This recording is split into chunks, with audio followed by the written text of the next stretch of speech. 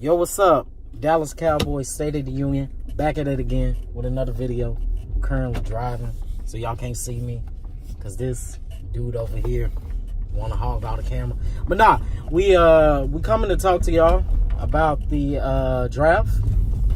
The 2019 Dallas Cowboys draft is complete, and we got all of our players. Starting off, how do you feel about it? It was a very interesting draft. When we got to pick number 58, I was so elated because all the safeties that we talked about in the last video were still there at number 58, except with the exception of Jonathan Abram and Darnell Savage, who went in the first round. Then we took Tristan Hill, and you know, I don't want to say I was a little disappointed, but yeah, don't get me wrong, Tristan Hill I think is going to be a great player. Right. Because he's going to be coached by one of the best defensive line coaches in the NFL, Ryan Marinelli. Yep. But I just felt like the better value for the position was at safety. I mean, you had Adderley, from the safety from Delaware there. Right. You had Thornhill, who apparently they had a debate in the war room between Tristan Hill and Warren Thornhill, and they elected to go Hill because they felt like Thornhill was much like Xavier Woods. Gotcha. And they felt like Xavier Woods is going to develop into a star. While that may be true, and I think he will develop into a star, I feel like Thornhill can take away the ball. Right. And, you know, for a defense that was sorely lacking in turnovers, I felt like that's what we needed. Don't get me wrong, I think Tristan Hill is going to be a great player. Love the player, don't like the value where we got him at. I felt like we could have waited until the third round to get him. It's no guarantee he would have been there at pick number 90, but I would have taken my chances, you know, or we would have got a safety, you know, at 58. We could have traded, you know, traded up in the third round to get him. Gotcha. You know, we felt like he wasn't going to last until pick 90. Right. I mean, I'm starting off, I'm going to say that the draft was interesting in all phases, as Jason Garrett always says. But all three phases. In all three phases. But I look at it like this. I think this was a solid draft. I think this was a solid draft for the Cowboys. The reason I say that is because, yes, we didn't get the players that we think we needed, but at the end of the day, excuse the loud noise, but at the end of the day, I trust this organization. I trust Will McClay. I trust Stephen Jones. They have made some amazing decisions in this last decade on how to shape this team, and this team is really loaded. Right. I mean, we really went into this draft saying you could pick best player available or whatever. So it's not surprising that, you know, what the fans think that we need. You know what I'm saying? Right. The fans, you know, us as fans, and you know, I guess content creators about the Cowboys, when you think about it, you know, a lot of times I think we think, hey, we know what the team needs more than the guys who get paid to do this. Exactly. And that's what you have to, you know, chalk it up to. When it came to Tristan Hill, I felt the same way. I liked the pick, but I really thought that he would have been there at 90. But when I got a chance to really sit back and really think about us picking him at 58, it made a whole lot of sense. You look at the Indianapolis game, you look at the playoff exit at the LA Rams, where we basically got ran and mauled all over. Both sides of the line was getting dominated on both sides. Offense and defense. We was getting dominated at the line of scrimmage both ways, and that's ultimately why we lost the game. So when you look at it like that, if we're really going to make a playoff run, and we're trying to make a Super Bowl run at this, I know a lot of people don't like Jeff Heath. I'm not a huge Jeff Heath fan. I like him in spurts. I don't like him as a starter. But I do feel that, you know, Jeff Heath played well last year, and I think that maybe one more season under Chris Richard, maybe he can become that guy. I'm sorry, but I feel like Jeff Heath is capped out of ceiling. I think he's a limited backup safety, special teamer at best. I'm hoping that George Iloka can beat him out, which I think he will. But yeah, I agree with you with Tristan Hill, or Tristan. I don't want to say his name wrong. Yes, he's 308 pounds, but he moves like he's 280 for a guy his size. He has a deadly first step. Like, if you look at his tape, his get off is the quickest I've seen. Like, he's the first to get off the ball than his other UFC D lineman. Yeah. And, a lot of people are going to say, well, he only started one game last season. Well, you got to look at it. The coaching staff, they changed out the coaching staff at UCF, and he fell out of favor with the coaching staff. I don't know why. It's just kind of baffling me that you would play him in the conference championship game, and he just when you needed him most. He wrecked havoc. Yeah. He was in the opposing backfield a lot. Yeah.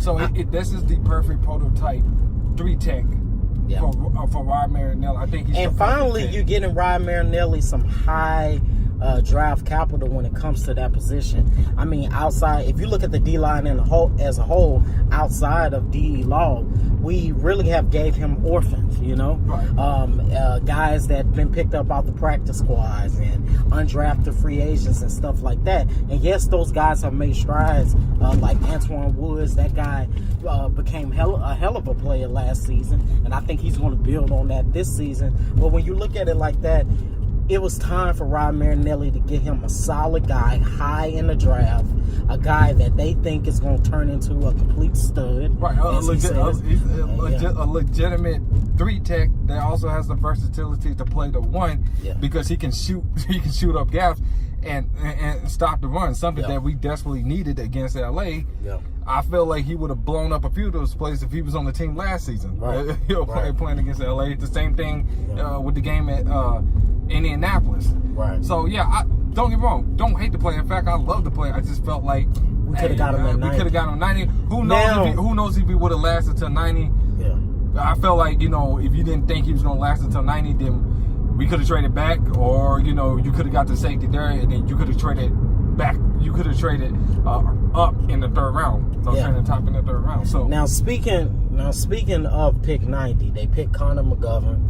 A lot of people was kind of baffled about this pick because at that point you still had I believe you still had Chauncey Gardner Johnson on the board, and everybody wanted the safety, but they elected to go with that. Immediately when I saw that, see, I'm the guy, I like O-line because I say it's not a sexy pick, but at the end of the day, it's what you need. If you look at last season, Dak got sacked 54 times. That is ridiculous. Deshaun Watson was the next closest to 56. So. Not to mention Zeke did not have the season. I thought Zeke was going to rush for 2,000 yards, but Zeke still led the league in rushing, and the dude was getting dirty yards. And he was facing 8 men, sometimes 10 men in the box. Yeah, sometimes 10 men in the box, and his line wasn't opening up holes for him at all, and he was just relying on his pure athleticism to help him buy. So when you look at it like this, you want the way for the Cowboys to win is through Zeke. Zeke is the bell cow. If you allow Zeke to get back to that 2016 line where Zeke wasn't getting touched until he was like 5, sometimes 10 yards down the field or whatever, and even after that with 6 men on him, he was gathering 7 and 8 yards and having 20-yard rushes each down or whatnot. If you want to get back to that formula, you got to fix the line. A lot of people, saying, well, what does this mean for Connor Williams? I don't think Connor Williams is gone. If anything, I think that La'el Collins is gone. Yeah, this put La'el Collins on notice. And I think that in that case, they are drafting for the future as well. If they do plan to let La'el Collins play this season, they plan on keeping him, which if they let him go now, they'll save $10 million. And that money can go towards paying Dak or paying Amari Cooper or whoever. But if they do decide to keep him, I think that this will still be a pick for the future. I don't see La'el Collins on this team within 12 months. Not only that, if you look at the position versatility, he's able to play some center as well. Yeah. So if Travis Frazier is not 100% by the start of the season, they got this guy that can kick in. Yeah. Not to mention, you still got Joe Looney there. Yeah. But like you said, this is a future pick because La'el Collins is on this puts him on notice. It's basically like step up your play, Or we got somebody who can. Or replace you. it could be a thing where it's not. Or It's like, hey, we're not even worried about putting you on notice per se, but we will say this.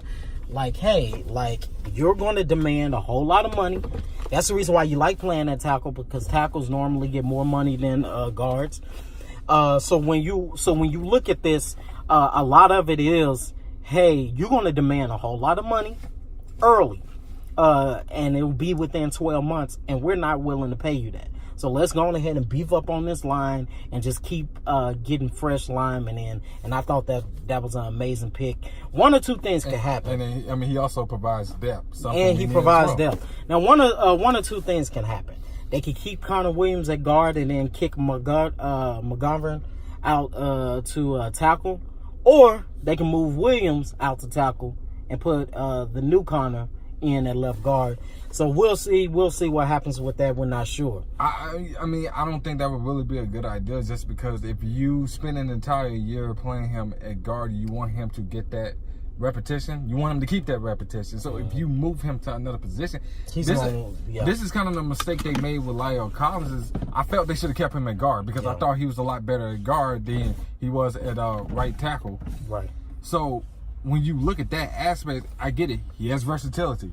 You know, he can play a lot of different spots on the offensive line, but you don't want to stunt his growth at one position. You want to settle him in at one position, so when he gets on the field, he's ready to go. You know, he knows his assignments and stuff like that. As far as moving him to another position, and then he has to learn the nuances of that position all over again. It's pretty much like going back to school.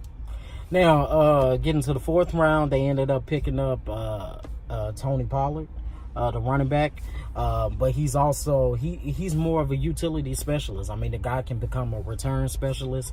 He can play a running back. He can catch the ball out of the backfield. You can line him up in the slot. So you have a lot of different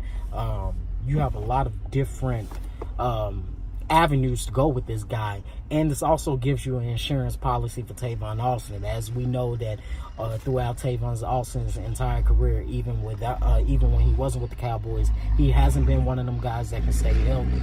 And you got him. I'm sure they got him on a 1-year deal, I believe. So when you look at it like that, when you look at it in that aspect, you can get a guy that can give him some kind of relief, and you can actually have a great special teams player and also have another running back on the depth. Right.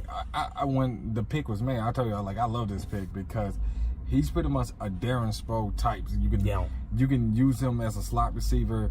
You can put him in the backfield. But I think where he's going to make the most impact is on kick returns. He's going to make the most impact on special teams, because outside of Tavon Austin, who I thought was the only bright spot, our special teams wasn't really that good. No. And that's where he's going to make his most impact. He's what I call, if you go back to last year, they made up a new position for Tavon Austin, the web back. Yeah, I feel like Pollard could be that web back. He's definitely a web back. Now, when it came to the other fourth-round pick, they ended up trading back and gathering up some more picks. They ended up trading back 2 more times, and they picked up some extra picks. The Jackson brothers. Yeah, so they picked up Michael Jackson and Joe Jackson. I said, dang, they've got Michael and Joe. They got 2/3 of the Jackson 5. So Michael Jackson is a cornerback. I think that's an amazing pick, just because we don't know if Byron Jones is going to get re-signed. I've been saying for the longest, I love Byron Jones, but I don't think he's going to get a second contract with the Cowboys, and not because the Cowboys may not want to give him a second contract. I just think he's going to demand more money than they're willing to give up. And you still have to think about paying people like the Jalen Smiths of the world. It's other people on that defense, not to mention you have Anthony Brown, and Anthony Brown is not getting a second contract. And that's where I was going to head with that. Yeah. It's like, I don't know if this leaves Byron Jones the odd man out. He's not the odd man out. But he's not the odd man out. But you look at it, Byron Jones and Anthony Brown are both on the last years of their deal. Yeah, so I look at it this way: this is I'm going to say so much of an insurance policy. It's more like, okay, we got a replacement for Anthony Brown. That's what I look at when I saw. So that's not an insurance policy. If you replacement insurance policy. Insurance policy is when if Anthony Brown gets injured. You got depth. I mean insurance policy on the fact of if you don't re-sign Byron Jones at the end of the season, then you don't have to worry about going into the next draft saying that we got to go cornerback. That was the point I was trying to make. I feel, I get what you're saying. I just look at it. I feel like this is a replacement for Anthony Brown. Yep. Is he fits the prototypical size that Chris Richard wants. I mean, 6'4", 6'5", 210 pounds, runs a 4.4. Length, size. Good ball skills, can take away the ball. Something that we desperately need. Yeah, we need somebody to take the ball away, and I like that pick. I like that pick myself. I also like Joe Jackson. This is a guy I sent you the tape on a few weeks ago, and I felt like he reminds me a lot of Trey Flowers. His quick twitch could be a good rotational piece. Decent on the pass rush. Good on the run. I feel like early on he could be a situational pass rusher or a rotation piece. Yeah. Then at 6th round, we ended up getting my guy, Mike Weber. Wasn't that the 6th? It wasn't. Or was it the 7th? Who did we get in the 6th? It was the Jackson brothers, right? Yeah. It was a 6th pick. We got another guy. I'm gonna have to look through it. You got to look through it. Okay, so in the 7th round, we had 2 picks. They ended up trading back, getting a whole bunch of picks. 7th round, we ended up getting my guy, Mike Weber, running back out of Ohio State. He was my favorite running back for us to draft, just because I felt like he is another Zeke. Not to mention, he played behind Zeke. Before Zeke got drafted, he played behind Zeke. You look at his tape, he actually runs like a poor man's Zeke or whatever, and I think he's going to be a great backup to Zeke Elliott. And you look at what they did, okay? People saying, oh, well, they picked 2 running backs. Well, they picked up a Webb back, and then you got to for sure number 2 running back, and they run exactly the same. And behind this offensive line, both of them guys that are bendy. They run low or whatnot. They can they slippery. They can get out of tackles. Great spinning technique or whatnot. I saw this dude taking the ball to the house plenty of times in Ohio State, so I was overjoyed when we got this guy. I didn't think he was going to fall this far, and that was a great pickup for the Cowboys. I agree. I mean, I didn't feel like he was going to fall that far, too, because I had a 4th to 5th round grade on him. So for us to get him in the 7th round is tremendous value. Tremendous value. It's a guy that can spell Zeke for about 15 carries if he needs to. Exactly. Can take over if Zeke gets limped up. God forbid not. But just in case. In case you have Mike Weber there. He, like you said, you mentioned poor man Zeke. When you mean poor man Zeke, he doesn't have the home run speed as Zeke, but he more than makes up for it in his balance and his vision, and he's able to create yards after contact, but he's able to create yards when it doesn't appear to be any yards. And our 6th round pick was Donovan Wilson, the safety out of Texas. Safety out of Texas A&M. I forgot about that guy. I didn't know too much about him. I looked at his tape. He looks like he could be a strong safety. They put him in the box a lot in Texas A&M. He was blowing up runs. The guy needs to work a little bit on his tackling, but he seems to have promise. And again, this is another pick that I see in the future. This is a future pick. I don't see him getting a lot of snaps this year, but I do believe that he's going to be a pick in the future. His secret audio when they called him was just amazing. The guy was overly emotional, and this guy wants to win. So I'm really excited about him. And then in the 7th round, the last pick in the 7th round, we ended up getting, what was his name? Jalen Jex. 6'5". I mean, this guy, you look at him, when you look at the statistics on him, I think he's best used as an interior defensive lineman. I think when you look at, I don't really pay too much attention to Pro Football Focus or Pro Football Focus College, but his best grade, he graded out better at the interior spot than he did at the edge rush. And there are times where he looks like a a third, fourth round pick, and then there are other times where he's inconsistent. Yeah. So I think the one thing with Jalen Jackson is inconsistency, because he has all the measurables that you want, and at that point in the draft, you're taking a flyer on a person. Yeah, you're taking a flyer on a person. A lot of times when you look at these picks, these picks late, sometimes. Well, one thing about the Cowboys, we have always drafted well late in the 5th round. We found guys that can make snaps. This guy looks like he could be a potential count body, or he could be a guy that's going to be on the practice squad, potentially called up later on. So we'll see what happens with that. But it's never bad to go on ahead and stock up on some more edge rushers and see what else you got. Right, they pretty much made their biggest strength even more of a strength. So what do you give this? One last thought. What do you give this whole entire draft for the Cowboys? What's the draft grade? I'm gonna say a B plus. B plus. I'm gonna say B plus. If they would have got a safety like Thornhill, and then they would have got Tristan Hill, okay, that would have been an A minus for me. But the fact that I just can't get over the fact that the value at 58 was more safety than it was a defensive tackle. I get it.